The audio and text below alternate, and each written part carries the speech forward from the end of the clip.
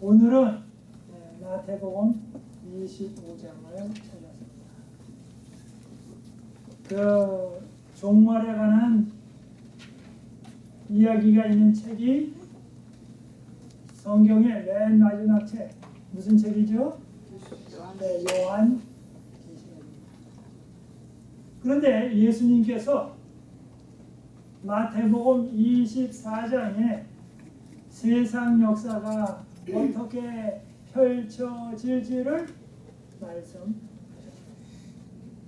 그리고 난 다음에 26장, 27장은 예수님의 십자가에 달려 돌아가심에 대한 이야기입니다. 그리고 28장은 부활하신 후에 제자들에게 명령을 주십니다. 그런데 24장과 26장 사이에 몇 장이냐면 25장이 있습니다. 근데 이 25장은 예수님께서 어떻게 종말을 맞이할지를 이야기해 준 말씀입니다. 시중에 나가면 책이 많습니다.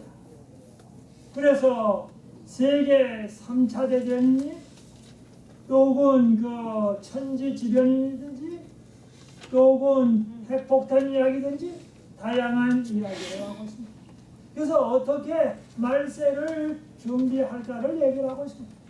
그런데 가장 중요한 천지 만물을 만드신 예수님께서 어떻게 준비할지를 말씀해 주셨습니다. 몇 장에? 마태복음 25장에. 그래서 오늘 그 이야기를 좀 살펴보려고 합니다. 여기 25장 1절입니다. 근데 25장에는 세 개의 비유가 있습니다. 그래서 예수님은 세 개의 이야기로서 어떻게 말세를 준비할지를 가르쳐 주십니다. 그래서 여러분이 다른 책 안 보시고 다른 특별한 강의를 안 들으셔도 이 세 개의 이야기만 들으면 말세에 관한 준비를 다 할 수 있도록 마련해 놓으셨습니다. 그래서 배운 자나 안 배운 자나 누구나를 막론하고 쉽게 이야기할 수 있도록 예수님은 이야기로 말씀하셨습니다. 그러면 이야기 첫 번째입니다. 그때의 천국은 마치 등을 들고 신랑을 맞으러 나간 열 처녀와 같다. 이스라엘 나라에서는 결혼식이 언제 시작하냐면 저녁에 시작합니다. 저녁에 시작합니다. 이스라엘 나라. 그래서 남자 집에서 이 결혼 행렬이 어디로 오냐면 여자 집으로 와서 여자를 데리고 남자 집으로 갑니다. 그게 이스라엘 나라의 결혼 풍습입니다. 그래서 이렇게 결혼식으로 하면 신혼여행을 안 가고 신혼여행 대신 뭐냐면 하객들을 맞이해서 하객들과 함께 적어도 일주일 잔치를 합니다. 결혼식하고 남자집에서 여자집 가서 여자분을 모시고 여자친구들하고 남자집으로 가고 잔치를 하는데 시작은 저녁에 시작하고 하는 거는 뭐예요? 피로에는 적어도 일주일을 합니다. 그럼 일주일 동안은 그 동네는 모든 거 요리하는 거 뭐고 다 스탑하고 그 집에 가서 먹고 노래하고 노는 것입니다. 이게 신혼여행이요 피로여행입니다. 그때의 천국은 마치 등불을 들고 신랑을 맞으러 나간 열 처녀와 같다 하니. 그런데 여자집에서 신부뿐만 아니라 신부 친구들도 같이 있습니다. 그 중에 다섯은 뭐예요? 미련하고 다섯은 뭐예요? 슬기로운 슬기인이니라. 미련한 자들은 등을 가지되 기름은 가지지 아니하고. 미련한 사람은 등은 가졌지만 기름은 안 가졌다. 그런데 조금 읽어보면 등도 있고 기름은 안 가졌다는데 기름은 가져가긴 가져갔지만 여분의 기름을 안 가져갔다. 왜냐하면 신랑이 언제쯤 오겠다라고 생각해서 그때까지는 기다릴 기름을 가지고 갔습니다. 등유를 가지고 갔습니다. 그런데 신랑이 늦게 오니까 더뎌지니까 그만 등유가 떨어지게 됩니다. 4절입니다. 슬기 있는 자들은 그릇에 기름을 담아 등과 함께 가져. 근데 슬기 있는 사람은 여분의 기름을 가지고 갔다. 5절입니다. 신랑이 더디옴으로 다 졸며 잘세. 첫 번엔 졸다가 다 잤다고요. 그런데 이 모든 열 처녀가 다 뭐예요? 신랑을 맞이하는 사람들입니다. 마찬가지로 신랑 대신 예수님께서 마지막 때에 오실 텐데 모든 교인들이 예수님의 재림을 위하여 말씀을 연구하며 기도하며 있는데 어떤 사람들은 뭐예요? 여분의 기름이 없어서 뭐예요? 다 졸며 자다가 문제가 발생합니다. 6절입니다. 밤중에 소리가 나되. 밤중에, 근데 초저녁에 오지 아니하고 신랑이 늦게 옵니다. 밤중에 오는데 온 세상이 도덕적으로나 영적으로나 캄캄할 때 사람들이 내꺼 하고 이기적이 되어버리고 부모님 순종하지 아니하고 사랑이 식어지고 그럴 때에 뭐예요? 신랑이로다 예수님 오신다 그 말입니다. 근데 이렇게 말합니다. 밤중에 소리가 있어 보라 소리가 나되 보라 신랑이로다 맞으러 나오라. 이에 그 처녀들이 다 일어나 등을 준비하되 아이고 예수님 오시는구나. 이제 뭐해요? 준비하자. 그렇게 했습니다. 그런데 8절입니다. 미련한 자들이 슬기 있는 자들에게 이르되 우리 등불이 꺼져가니 너희 기름을 좀 나눠달라. 기름을 나눠달라. 그랬더니 슬기 있는 사람들이 가로되 우리와 너희의 쓰기에 다 부족할까 하노니 우리 쓰는 것도 부족하고 너희 쓰는 것도 안 되고 그러면 둘 다 등불이 꺼져가니 좋은 방법은 뭐예요? 너희들이 좀 사와라. 그렇게 말합니다. 차라리 파는 자들에게 가서 너희 쓸 것을 사라. 그런데 8절에 뭐냐면 기름을 나눠달라. 기름은 사실 나눠줄 수가 있습니다. 그러나 예수님께서 오실 때에 평상시에 신앙 준비를 안 했던 사람들이 베란간에 예수님 오신다 그러니까 뭐예요? 나는 뭐예요? 신앙이 없지만 엄마의 신앙으로 예수님 재림 때가 있다. 나는 교회를 잘 안 다녔지만 우리 남편이 신실하니 남편의 믿음을 제 것에다가 크레딧으로 좀 주십시오. 안 돼. 내 아들, 딸이 부모님의 신앙을 이어받아서 갈 수는 없지. 신앙은 유전되지 않습니다. 신앙이 뭐가 안 된다고요? 유전되지 않습니다. 그 다음에 신앙은 뭐가 안 됩니까? 양도 불가입니다. 내 신앙 가지고 내가 하늘나라를 가는 거지. 목사님의 신앙 가지고 여러분이 하는 것도 아니고 여러분의 신앙 가지고 제가 가는 것도 아니고 각자의 신앙 가지고 각자가 서는 것입니다. 신앙은 유전되지 않고 신앙은 양도 불가합니다. 그리고 신앙은 벼락치기로 안 됩니다. 근데 어떤 사람이 그렇게 합니다. 벼락치기다. 그런데 그런 말은 신앙은 초치기가 아니다.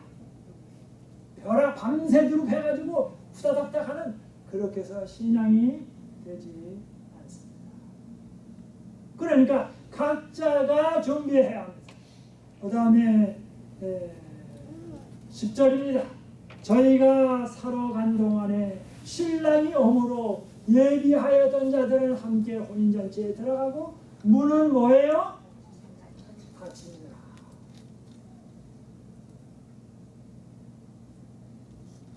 타고 가다가 내가 몇 년 후에 예수님 재림 준비해야지. 근데 차 타고 가다가 나는 운전을 잘하는데 저 차가 그냥 내 차를 들이받아가지고 내 차가 굴러버렸어.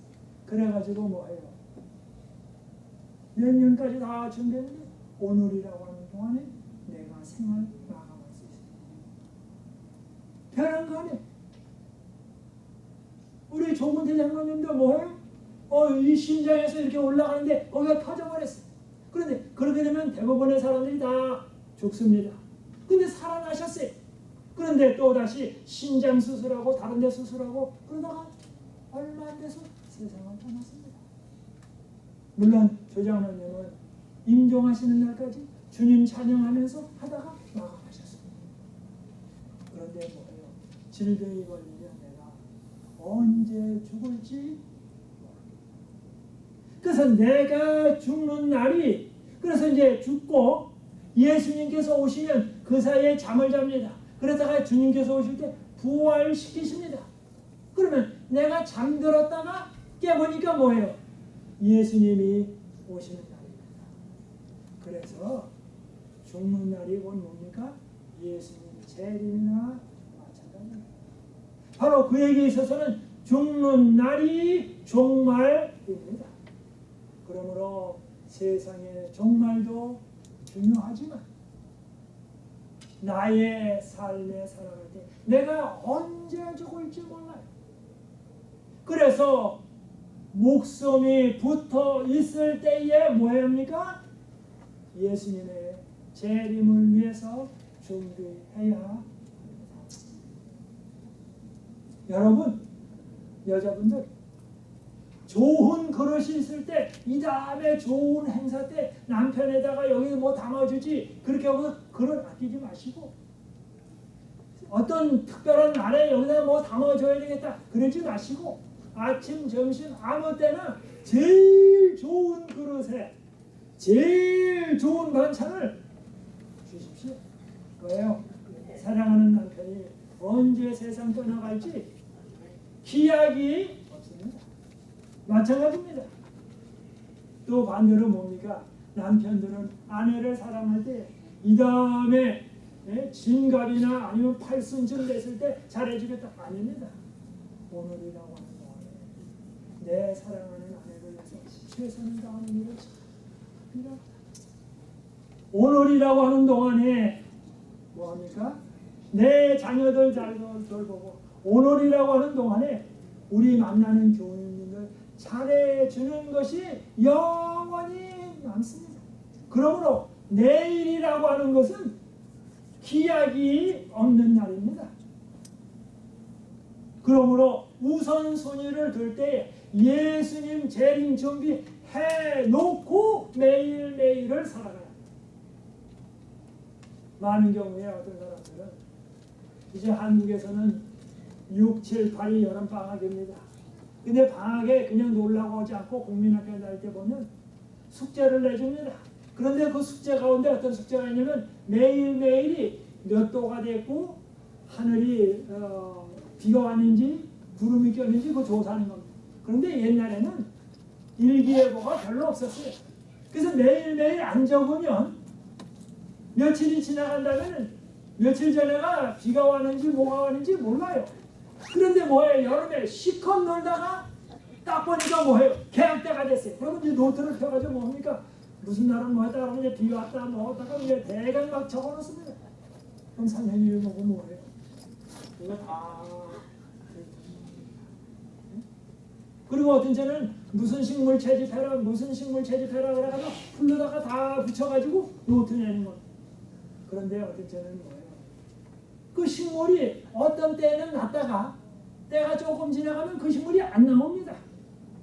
그러면 그 식물 채집은 못하는 것입니다. 때가 다 있는 겁니다. 여러분이 자동차 운전할 때에 제일 첫 번째 인스펙션 받습니다. 세이프티 인스펙션 받고 그 다음에 에미션 테스트도 받고 드라이버 라이센스도 있고 그 다음에 뭐 합니까? 이제 인슈런스를 들고 운전을 합니다. 그런데 어떤 사람들이 뭐예요? 인슈런스 안 듣고 뭐예요? 집에 간 다음에 차 놓고 며칠 있다가 들어야지. 그런데 뭐예요? 안 듣고 가다가 다른 차가 와서 딱 받아가지고 뭡니까? 폴리스한테 걸립니다. 그러면 인슈런스 보여주십시오. 그러면 없는데요. 그러면 문제가. 그런데 이상하게도 평상의 응시에는 경찰이 안 잡다가도 인슈런스가 없어가지고 불안한 마음으로 운전하면 그때 딱 잡아요. 그래서 뭐예요? 차를 운전하면 인슈런스를 반드시 들어놓고 운전을 해요. 비즈니스도 할 때도 뭐예요? 아이고 지금 돈 없는데 무슨 비즈니스 인슈런스 들어. 그런데 비즈니스 인슈런스 안 들어놓고 비즈니스 하다가 어떤 사람이 그 앞에서 뭐예요? 미끄럽지도 않은데 뭐 하다가 물 뿌렸는데 넘어졌다고 그래가지고 주인을 고소합니다. 그러면 그 비즈니스가 문제가 심각합니다. 그래서 비즈니스 할 때에 인슈런스를 들어놓고 그것은 아주 기본입니다. 마찬가지입니다. 신앙생활에 있어서도 예수님 믿고 기도하고 예수님께 다 내어 맡기고 나면 뭐해요? 나는 이제 예수님 안에서 구원받은 사람이요 예수님과 연결되어 있는 사람. 그래서 이렇게 연결된 상태로 계속 살아가는 것이 필요합니다. 그래서 오늘이라고 하는 동안에 준비를 해야 합니다. 그 다음에 이렇게 말합니다. 11절 그 후에 남은 자녀들이 와서 가로되 주여 주여 우리에게 열어 주소서. 시골에 뭐예요? 시외버스가 뭐예요? 지나가고 난 다음에 뭐예요? 손을 흔듭니다. 세워달라고. 그러면 시외버스는 다시 뒤로 빼가지 않습니다. 뒤로 빼가지 않습니다. 지나가면 끝입니다. 그 다음에 이렇게 말합니다. 12절 대답하여 가로되 진실로 너희에게 이르노니 내가 너희를 뭐해요? 알지 못하노라. 실제로 모르실 거예요? 알아요. 그러나 예수님과 개인적인 관계가 없다. 친분 관계가 없다. 그래서 구원은 예수님과 친분 관계가 있느냐 없느냐로 결정됩니다. 친분 관계는 하루아침에 세워지지 않습니다. 세월이 흘러가면서 친분 관계가 깊어집니다. 그러면서 13절에 말합니다. 그런즉 뭐예요? 깨어 있으라. 너희는 그 날과 그 시를 알지 못하느니라. 그래서 뭡니까? 준비해놓고 살아가라. 언제 준비하라고요? 제일 먼저 주님 믿자마자 생명이 있는 동안에 건강할 때에 예수님 제일 먼저 준비하라. 그러니까 준비할 때는 오늘입니다. 이제 두 번째 얘기를 합니다. 14절부터입니다. 또 어떤 사람이 타국에 갈새 그 종들을 불러 자기 소유를 맡긴과 같으니 예수님께서 하늘로 올라가시면서 제자들에게 사명을 맡겼습니다. 예수님이 우리를 이 땅에 보내시고 사명을 맡기셨습니다. 그런데 여기 15절입니다. 각각 그 재능대로 하나에게는 금달란트, 하나에게는 2달란트, 하나에게는 1달란트를 주고 달란트가 다 달라요. 5, 그 다음에 몇입니까? 2, 1.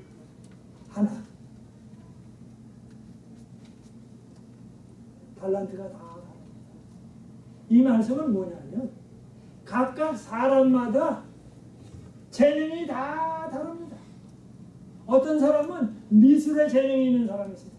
근데 어떤 사람은 음악에 재능이 있습니다. 그런데 어떤 사람은 기계 만지는 데 재능이 있습니다. 어떤 사람은 뭐예요? 요리에 재능이 있습니다. 어떤 사람은 옷에 재능이 있습니다. 재능이 다 각각 다릅니다. 그러므로 중요한 얘기입니다. 상대방이 가진 재능을 뭐 할 필요 없습니까? 부러워 시샘할 필요가 없습니다. 왜요? 그 사람이 가진 재능하고 내 재능하고 다릅니다. 그런데 사람들은 내 가진 건 생각 안 하고 내가 없는 거를 가지고 저 사람 가진 거하고 비교합니다. 그러면 어떻게 돼요? 한평생 불행, 한평생 자존심이 없어지고 자존감이 떨어집니다. 분명한 거는 수없이 많은 사람이 있지만 그 많은 사람들이 내가 가지고 있는 특별한 거를 모든 사람이 다 안 가졌어요. 나만 가지고 있어요. 그래서 내가 빠지면 안 되는 것입니다. 한 열흘 전에 우리가 목요일날 이 교회에 모였습니다. 이제 안식일날 예배드리는 겁니다. 그런데 놀라운 일이 벌어졌습니다. 제가 와서 아무 얘기도 안 했어요. 그런데 뒤에 보면 어떤 사람은 의자 저 비닐한 거 띄고, 어떤 사람은 부엌에 가서 청소하고, 어떤 사람은 화장실에 가서 오고, 어떤 사람은 등하고, 어떤 사람은 마이크하고, 시키지 않은 일들 다 해요. 그런데 하는 모습을 봤더니 다 기뻐서 해요. 다 재능이 달라요. 다 기쁩니다. 그래서 여러분, 주님께서 어떤 걸 맡겼을 때에 각자 독특한 걸 맡겼기 때문에 내 재능이 뭐예요? 진짜로 중요한 것입니다. 그러므로 내 자신을 뭐예요? 진짜로 독특한 존재입니다. 그런데 사람들이 많이 가졌냐 적게 가졌냐, 때로는 IQ냐 뭐냐, 핵이라 점수냐 뭘로 자꾸만 비교하려. 그러면 그때부터 인간이 숫자화합니다. 그러면 불행하게 됩니다. 그런데 여기 이 달란트 비유에서 쭉 보면 23절입니다.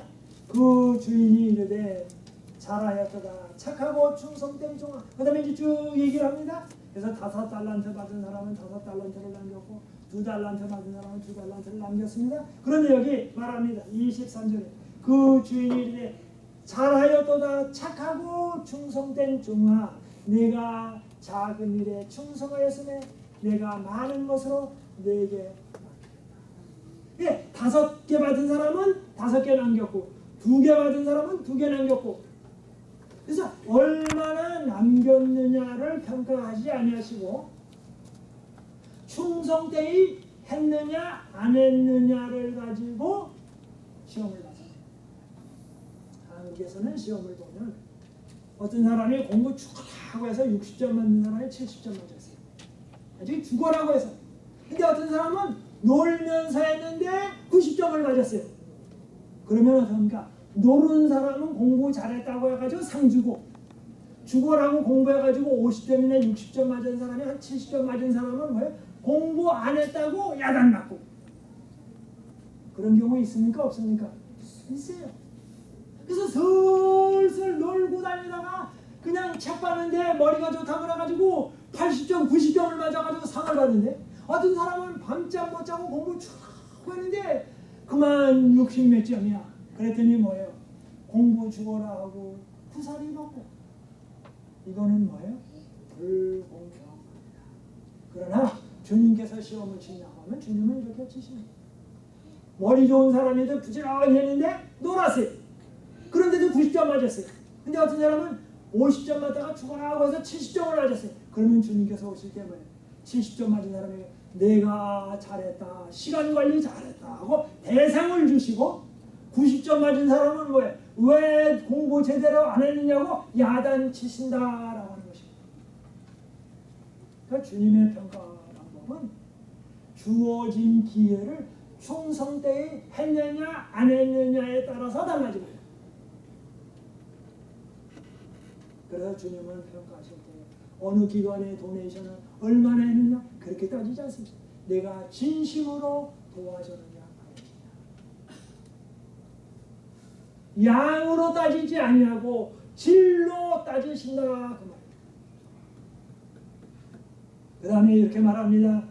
내가 잘하였도다 착하고 충성된 종아, 내가 작은 일에 충성하였으며. 그러니까 충성도로서 평가하십니다. 그러니까 내가 설거지할 때도 뭐예요? 대강 했느냐 정성껏 했느냐. 내가 교회 갈 때도 정성대에 가느냐 대강대에 가느냐 찬미를 부를 때도 뭐예요? 목소리가 좋아서 그것도 물론 중요해. 그러나 진심으로 불렀느냐? 그러니까 진심으로 한 거를 쳐줘 주님. 그러면서 이렇게 말합니다. 내가 작은 일에 충성하였으며 내가 맡은 것으로 내가 많은 것으로 내게 맡기리니. 이제 적은 것을 가지고 충성했으니까 주님 오실 때 뭐예요? 더 많이 주겠다 이거예요. 왜? 충성했습니다. 그러면서 말하기를 내 주인의 즐거움에 찾아라. 근데 이 즐거움은 어떤 즐거움이요? 하나님의 즐거움에 찾아라. 하나님의 즐거움에 찾아라. 시카고에서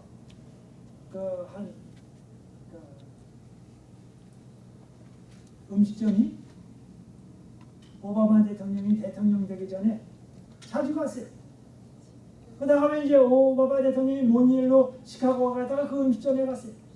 근데 그것이 기자들의 눈에 띄었어요. 그래서 기자들이 찍었어요. 그다음에 찍은 다음에 거기다가 뭐라면 오바마 대통령이 즐겨 찾는 식당하고 딱 붙여놨어요. 그랬더니 사람들이 그냥 계속 몰리는 것이에요. 그리고 한 세탁소는 오바마 대통령이 즐겨 찾던 세탁소. 그러니까 그 세탁소가 손님이 얼마나 오는지 모르는. 그래서 그 사람이 뭐예요? 나는 내 평생 뭐예요? 세탁소 하면서 뭐예요? 네 합중국의 대통령의 옷을 빨아주는 세탁소 하면서 자부심을 가졌다.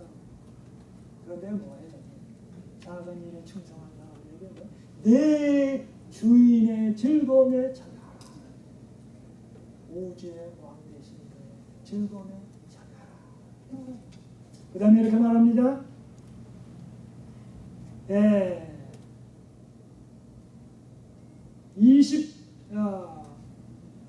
26절입니다. 한 달란트 받은 사람은 두려워 나가서 당신의 달란트를 뭐예요? 밭에 감추어 두었나이다. 근데 한 달란트 받은 사람은 너무 적다고 밭에 감추어 뒀어요. 그런데 왜 밭에 감추어 두냐면 밤에 와서 도둑이 와서 훔쳐가면 잃어버려요. 그러면 장사에서 임은 남기는 건 둘째 쳐놓고 있는 것까지 뺏기면 얼마나 책임 추궁을 당할 겁니까? 겁이 나니까 뭐예요? 땅속에다가 묻어둬서. 그다음에 주인이 왔을 때 주인님 여기 있습니다. 그랬더니 주인이 화가 났습니다. 뭐라고 말하냐면 27절에 그러면 내가 마땅히 내 돈을 취리하는 자들에게 두었다가 나로 돌아올 때에 본전과 별류를 받게 할 것이야. 차라리 그렇다.